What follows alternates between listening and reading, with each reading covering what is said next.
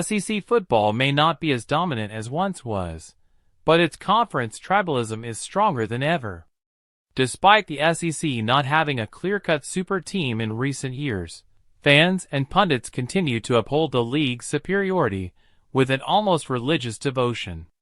Tell an Alabama, Tennessee, or Georgia fan that their conference is down this year, and you'll be met with the full force of the SEC tribe. No one cares about one bad season or a couple of tough losses. The tribe's spirit remains unshaken. Even after upsets by teams like Georgia Tech over Georgia or Southern California's win over LSU, the SEC faithfully circled the wagons and fired up its propaganda machine. Nick Saban, Alabama's legendary coach, would argue that Mississippi, often considered the fourth-best team in the SEC, would dominate the Big 12. This kind of defense of the SEC conference is part of what makes the tribal mentality so ingrained in its culture. And it's not just the teams within the SEC that embrace this tribalism. When Texas joined the conference, their fans immediately took up the chant, SEC! SEC!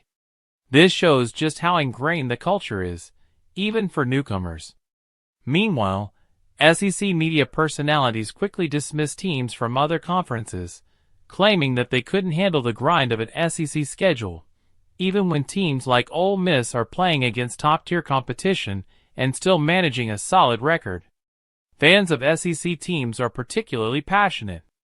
Take Tennessee's #VolTwitter, for example. Tell them Ohio State deserves a higher playoff seed than Tennessee, and you'll trigger a hornet's nest of debate. Rivalries between the SEC, Big Ten, and ACC are fierce, but the SEC remains the gold standard regarding sheer tribal loyalty. A loss may sting, but doesn't break the tribe's resolve. This tribal mentality is what sets college football apart from the NFL. Imagine the Chiefs winning the Super Bowl and their fans chanting, AFC! It's hard to imagine, right?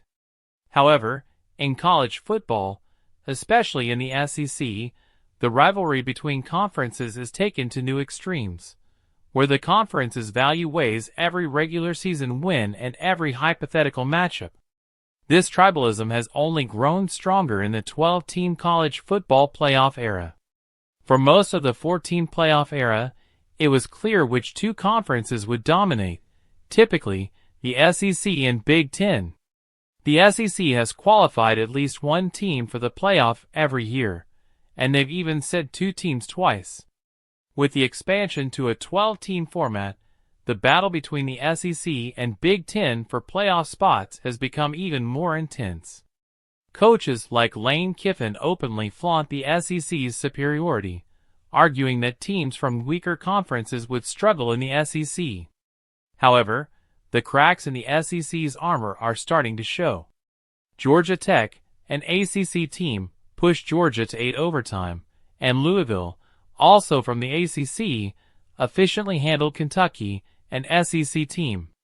However, these losses don't break the SEC's belief in its dominance. The tribe gathers chanting, SEC! SEC! as they prepare for the next round of games. Ultimately, it's not about having a single super team. It's about the tribe's strength. The SEC's tribalism endures, and while its dominance may not be as absolute as it once was, its legacy and the power of its fan base will continue to influence the sport for years to come.